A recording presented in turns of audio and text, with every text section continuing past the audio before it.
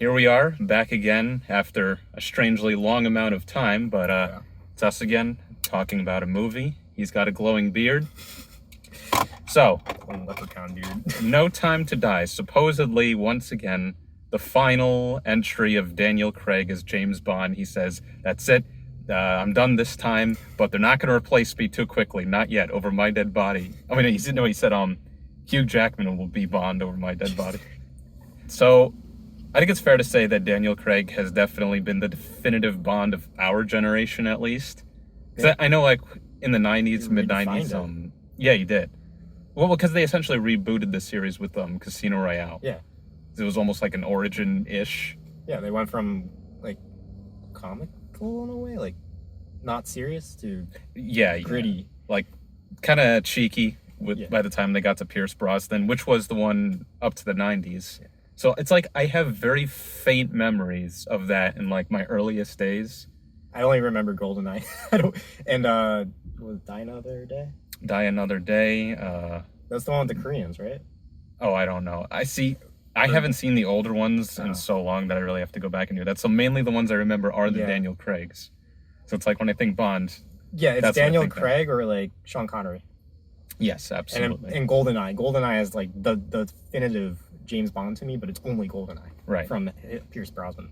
You can blame Nintendo for that. Yes, literally, it's the game. What did you think, really quick, because we only have like a few minutes, about this was coming out, I think, before they even started filming, or as they were starting filming, the whole controversy about they're going to try to make Bond, or 007 at least, a black woman now. They're going to hand over the role. I think the role would be great for a black man. I don't think James Bond as a role can work as a woman, because his entire shtick is that he's a horrible person. But you root for him. He's a womanizer. He's an asshole. And I think a major part of his character is that he goes off, blows shit up, and then it's very simple. Sexually harasses someone. Yeah, or it's just, you know what he does.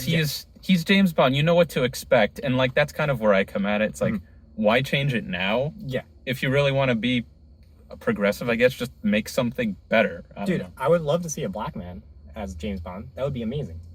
Yeah, I mean, but at this point, if they have to go for a minority cast. Yeah. Which, if they do, I wouldn't be mad. It's just not a role for a woman, I think. At that point, just make a new series. Yeah. And there have been lots of, like, female spy movies. Like, we just had Black Widow, which is, or I mean, Atomic she's not Blonde. exactly Atomic Blonde was great. Yeah. But I haven't seen that. Oh, it was a very good movie. Okay. Well, that was the one with Charlize Theron, right? Yeah. Okay, yeah. But, I just don't think it works for James Bond. Like, make a new series. Like, continue with Atomic Blonde, but that's different. Yeah. And that's exactly what Daniel Craig said. He's like, why should it go to a woman when you could make anything else and make it, better, or at least try to? Yeah. I think that it's going to be something like that, where it's like they'll have given somebody else the 007 code, and it'll be the whoever the character is played by. I think her name is Lashawna Lynch. I don't know. Something like that. Yeah. Other than that, we have Remy Malik. Mm-hmm. Always good to see. Wait, he's in this movie? Yeah, he's going to be the bad guy. Oh, hell yeah. Okay. I don't know if this will connect directly to the last one. I know he let Blofeld live. Okay. Oh, right. Yes, he did. And then he walks off into the horizon with I don't remember her character name, but she was Léa Seydoux. Wow, I Just don't remember. French that was name. Spectre, right? Spectre, yeah. Yeah, I don't remember. I only remember the opening sequence where he's in, like, Mexico. Yeah, I remember that a little bit. The whole thing was that, like, Blofeld said, "I've been the orchestrator of your pain this whole time." Right. They tied in the entire... And they showed Eva Green and everything that's happened so far. But now it's like, okay, he's finally going to be happy and retire with this woman, and I think that's how this one starts off. So that's where we're at. She probably gets domed. Yeah. I mean, he's never allowed to be happy in the end. Nah. I mean, that's like I said, like with the womanizers, an alcoholic guy with, like, PTSD and womanizes everybody. Like, ironically, James Bond will never get his true happy ending. Jesus Christ. No. All right, so we should probably get in now. So let's go see this. Oh yeah, let's go. And then we'll be back to review this shit. Alrighty. Hopefully it's good.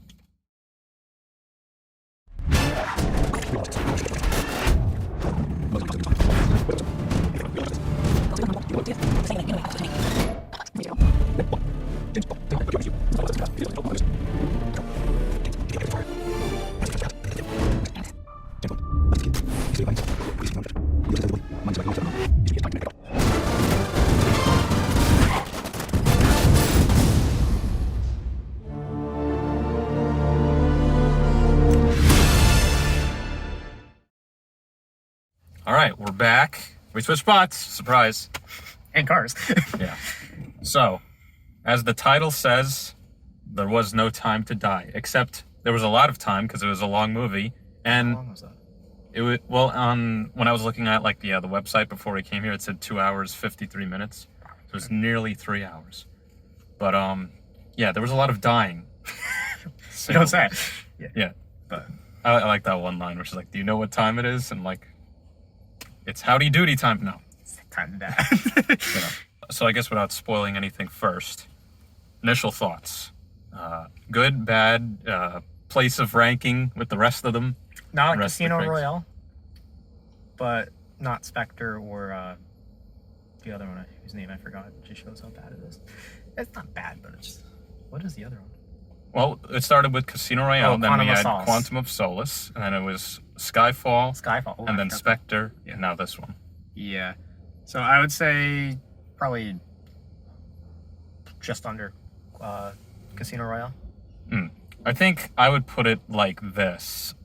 From bottom to top, I would think I would be Quantum of Solace, then Skyfall, Bottom of the top. Okay. then this one, I think, and then either Casino Royale or Spectre. Because I remember really liking Spectre, but I haven't seen Casino Royale in a while, so I guess those would be interchangeable as now. But that's about where I'd put it. I'd say, yeah, it's definitely on par with the rest. Yeah. And maybe even better than some. But Yeah. I think this is a good one to leave it off on. Even though I thought the last one was a good one to leave it off on. This one closes all the holes, basically. Yeah, it like doesn't leave you with any questions like, I wonder how that'll turn out, or Yeah, how this will turn out. I mean, maybe one thing you could see, I wonder where that will go, but it feels like a closed series. You started with Bond at like his beginning, like in the first one, he literally gets his 007 designation. Oh, right, at the beginning, yeah, I forgot about that. Yeah, he earns his license to kill, or so something like that. Yeah. In the beginning, and now it's like come full circle where he's moved past that. Then they did give the 007 to somebody else, which was Lashawna Lynch. I don't know if that was the name that I said, but I think it was. So yeah, that was the actress's name. And for what it's worth, I thought she was okay. She was fine. pretty good. Yeah. Like, it's not exactly that I could see them continuing this specific series with her as the lead, but I think it shows that you could make anything else and have either her or some other woman. Yeah. And it would be a perfectly good spy film. Like, I thought her character was fine. And like for anybody who was worried that it might be like disrespectful to Bond to give it to somebody else, I don't think it was at all. I think the way they did it was fine. Yeah, they even played multiple jokes about it. They did, and I like that fact. Yeah. I guess we can get into spoilers now. Yeah. So, shady shit that's happening. They made the COVID virus, oh no! Before COVID. And the nanomachines, son, they get into your stream, they inject it into you, and they can kill you at any time, literally. Was this made like... they had foreknowledge, it had to have been. This would have had to have been written before all this started, because this was supposed to come out last year. Yeah, it started filming before it all started, I thought. Did it? I really don't remember. I think well, they obviously it's halted written. filming. So they must have halted filming. Yeah, I thought they halted. I thought that's why... Okay, yeah. Like, it was in pre-production, or post-production when COVID hit, and that's why it got... Like, all the film was done, and then Oh, okay. they had to do, like, the CGI and Yeah. stuff. So, oh my goodness. It's ridiculous. Like, all the conspiracies that have been drummed up over the past, like, 2 years. They nailed. This is it. Yeah. If you want to see that, you have it here. Basically, government, I guess tangential government involvement. Yeah. Secret organizations, Bilderberg meetings, everything happening, people gathering at parties wearing costumes. Yep. And undetectable mists that kill you. Mm-hmm. Which, Spectacularly. I think that's an interesting way to make it relevant for. I mean, the whole virus unleashed thing has been around as like a trope for spy movies for a while. Like even Mission Impossible did that. I think with the fifth one. the one after Ghost Protocol. Yeah, Rogue Nation. Yeah, okay. That's the one I saw in theaters. And then the last one was Fallout. Yeah, so I think Rogue Nation was also about a virus. I keep getting them confused because I'm like, They're all the same. at the end of one of these movies, he's like, there's something personal and he lets him live. I think they're just the same. Yeah, they're just the same. It's just Tom Cruise. Yeah, in Rogue Nation and Spectre that both happened. Yeah. Dude, you just reminded me of that one James Bond game where you're in space. Oh, okay. I don't know. It was so fun. It's I don't know which one that nostalgia is. trip anyway. Speaking of nostalgia trip, Yeah. the classic Aston Martin, the original one, yeah. makes a return, and it does the same thing it did in Skyfall, where the machine guns come out of the headlights and he spins around. Yeah. That's why I was like, yes, because that was like one of my favorite scenes of that movie. So the Aston Martin in it, brilliant. The car is almost a character on its own. Pretty much, yeah. Like it's like a That's it. Batmobile, a Knight Rider, any of those classic cars. Yep. It's there. And did you notice? This isn't quite related, but in Rocket League they added that car, but right, now they yeah. added a new Aston Martin that's supposed to be No, I haven't from watched that Bond. Rocket League.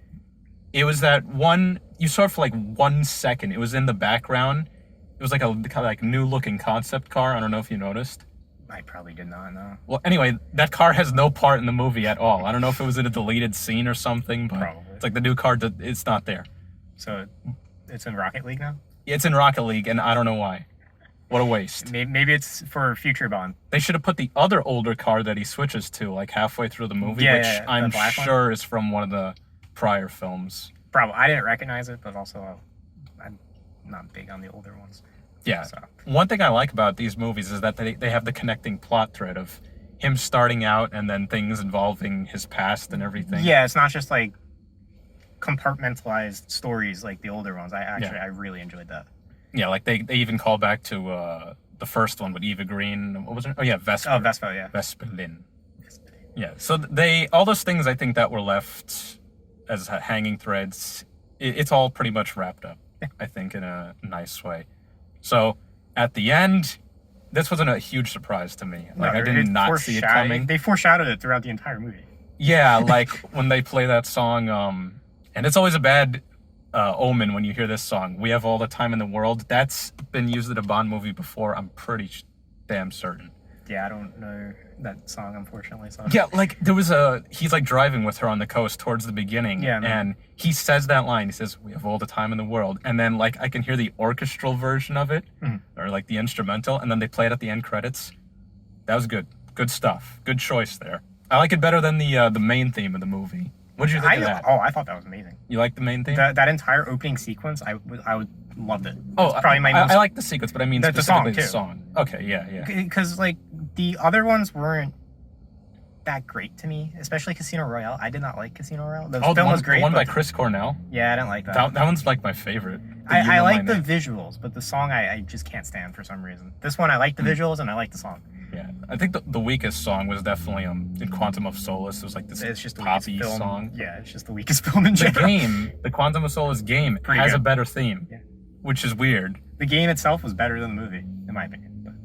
But Yeah, you know what? The game also included missions that took place in the first movie, so it was like 2 of them in one. oh, okay.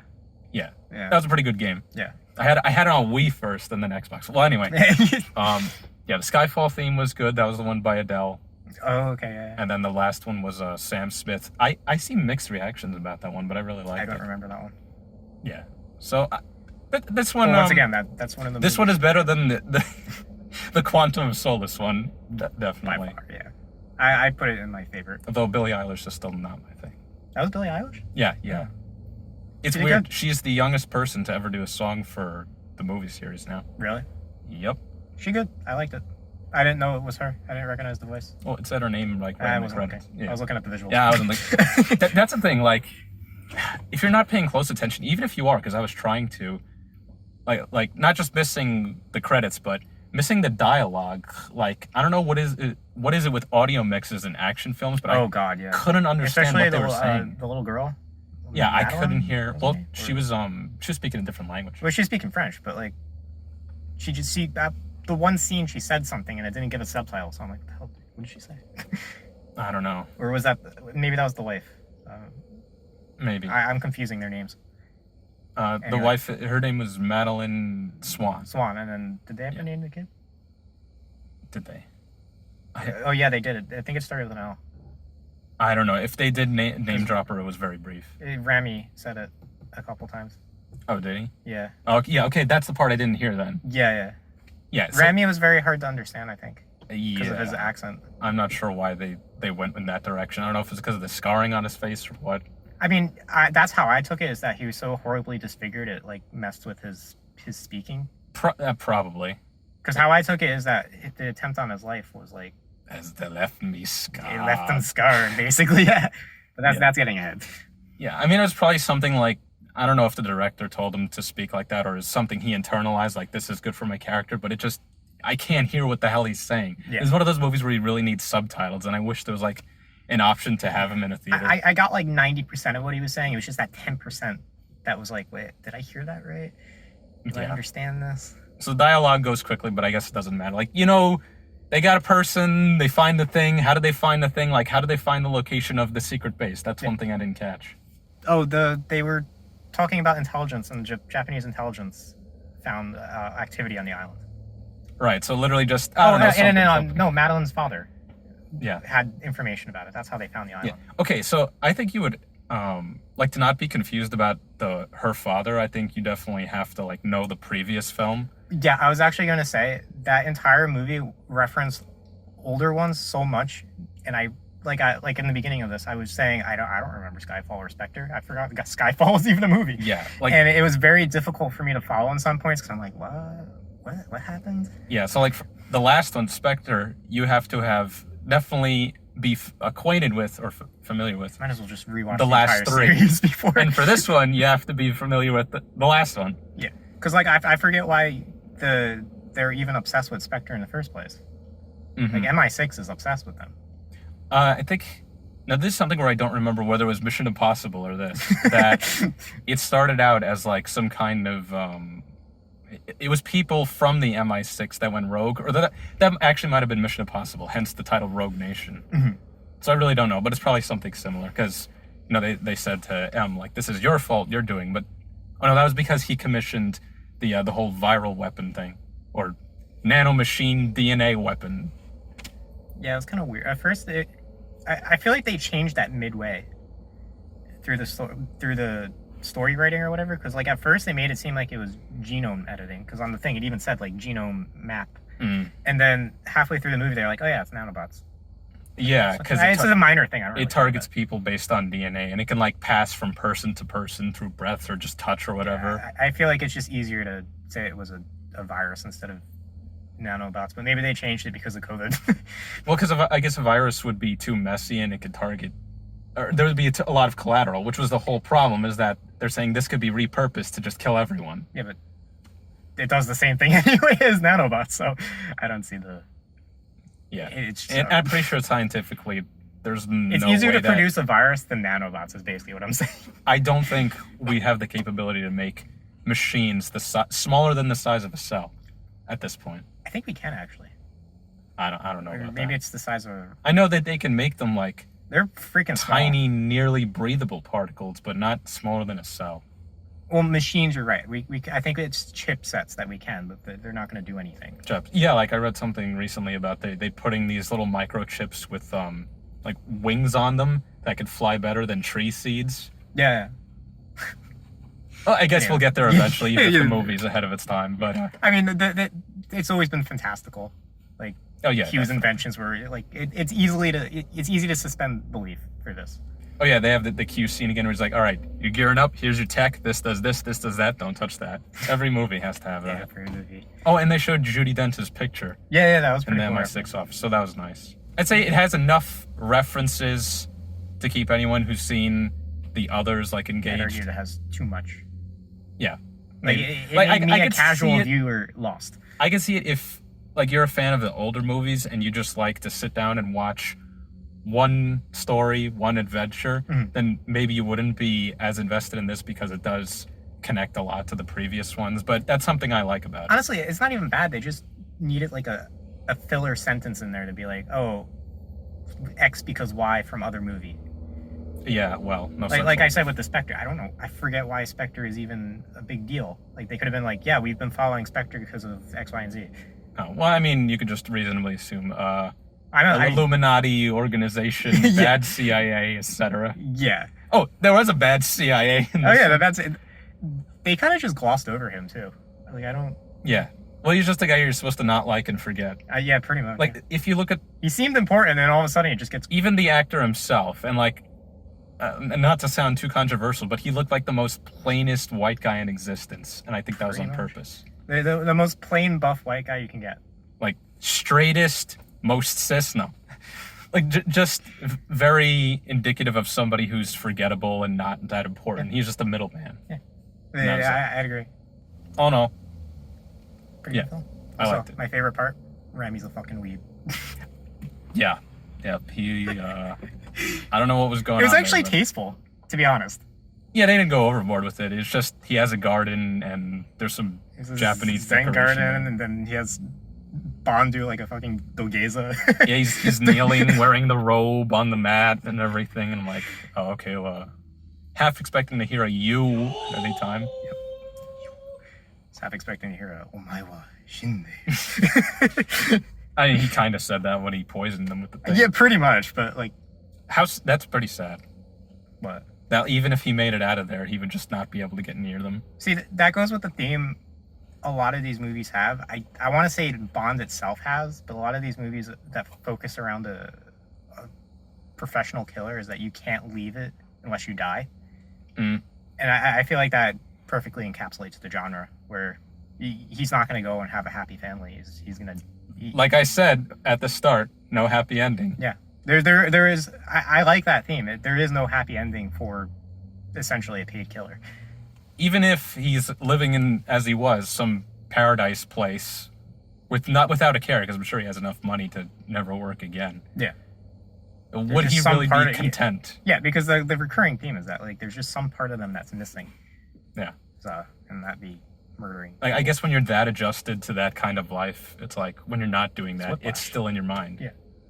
Well, I mean, they're saying that at the beginning. That was like, they heavily foreshadowed his death through this. Like at the beginning, Madeline was like, "Oh, you keep looking over your shoulder. You're supposed to be gone."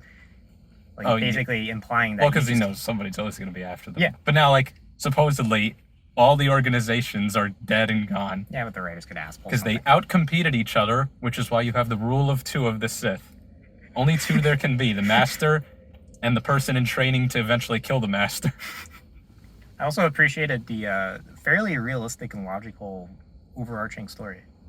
Like I'm a big stickler for Yeah. politics in movies and like how they portray them. And I really enjoyed the literal throwaway sentences where they're like, "Oh yeah, the Russians are mad. Oh yeah, the Americans are going to be like, why are you launching missiles?" Yeah. 'cause Also, it's like, that missile, like CGI was amazing. I thoroughly enjoyed it. yeah, I didn't see any issue with any of the effects used. Like, it's all fine. Nothing stood out as looking fake at all. No. Even though it said in the credits, it said visual effects done by Industrial Light and Magic, No, which was the one that Lucas started. they're really They do like everything. They do. They do everything. I've been watching a series on visual effects, and it's like, oh yeah, this film was done by ILM, and this one too, and this one. It's like, what don't they do? Yeah, it's huge. Yeah.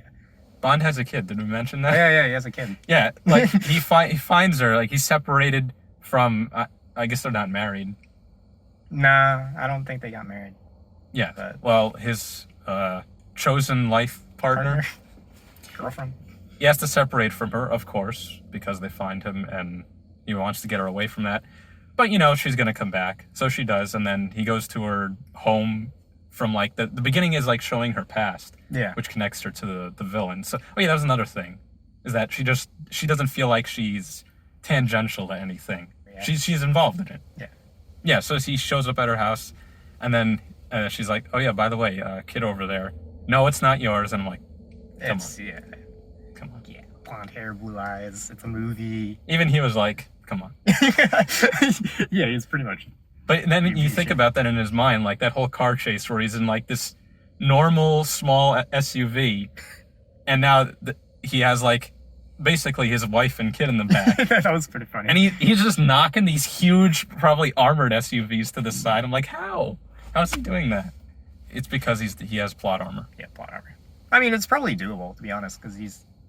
Well, then why? I guess they didn't want to kill her. They're on, like, an uneven road. So off-road, well, yeah, because the villain wanted to capture her. Yeah, so they weren't really trying to kill them. Right. So, one complaint I had about the movie, and I never thought I would actually have this complaint, is that when they change scenes to a different area, like a different country or something, usually movies put like a little caption that says, "Oh, you're in you're in Paris, France," or whatever. I always thought I would like it when they don't do that, but in this movie, I had no idea where they were, other than it was like, oh, this is like, I guess, Italian, and then her house was in Norway, and I'm like, at the beginning of the film, I'm like, is this Norway? It looks like Norway, but they're speaking French, so it's in France. Well, see, that's the thing about her father character. I know he was involved something in Bond's past, but anybody like that has to have a hideaway. Are we supposed to know who he is? Kind of. Well, the writers knew. That's what I mean. It's like they don't tell you in this movie who he is. So I don't know. They constantly reference this character, and I feel like you should probably watch the Spectre first. Yeah, because I didn't know there was another person, so I was under the impression he was a new character and they're introduced, and then they're gonna tell you something about him when she tells Bond about him. No, and they never do. It was some guy that Bond was supposed to get to, but he was like too late, and the guy was dead, and then he went to protect the woman who was his daughter. Oh, okay. Which is, the main woman in this. So I'm assuming this is all from Spectre. Basically. All right. It all relates to it. I don't remember that. It all comes back. It was a good opening sequence, though. Yes, it was. Final comments. I guess you could say this about any Bond movie, but like these in particular, as a collective, whoever does the casting for the female actresses, props. Because that one Hispanic lady, I'm assuming she was Hispanic. Well, isn't that who was like with the CIA? Armas, or is that Ana de Armas? Yeah. Oh, okay. Was that her? Well, I didn't know who she was really. I know she was in the movie, but I couldn't figure out if she was Madeline or her. No, it was the spy from the CIA. Okay, so then she was definitely the spy. Okay. Yeah. Yeah. So whoever does the casting and the dressing, I never comment on costuming in anything. No, it's not much. The dresses they give it checks all the Bonds, but dear God. Yeah. Like they just look fantastic every single time. Mm-hmm. So it's got everything you'd want, I guess. It checks all the Bond boxes. Yeah. Heck, even the new Bond was, if she is. I actually enjoyed her. Yeah. Even the character that there was all of the controversy about. She didn't have much screen time, to be honest. Yeah, was it even a big deal? That's how it always turns out, right? Yeah, but in the little screen time she had a lot of character, actually. Like a lot of, you got to know the character's personality. Yeah. Like when she kept saying, wait, 00 what? Which one now? Who are you calling 007? Yeah. Him? Me? No. And I like how they never said their numbers afterwards. Yeah, because she's like, oh, can he be reinstated as 007? They're like, okay, and they just moved on. That's perfect, right? It doesn't matter what the number is. It doesn't. It's because she doesn't have to be Bond. It doesn't have to be 007. It could be anybody. Yeah. It could be any movie. Yeah. That's it. That's all. That's all I have to say. It was eye candy. Remy was a weed. My favorite part. I recommend it. Yeah. That's it. That's it. Goodbye. Ciao.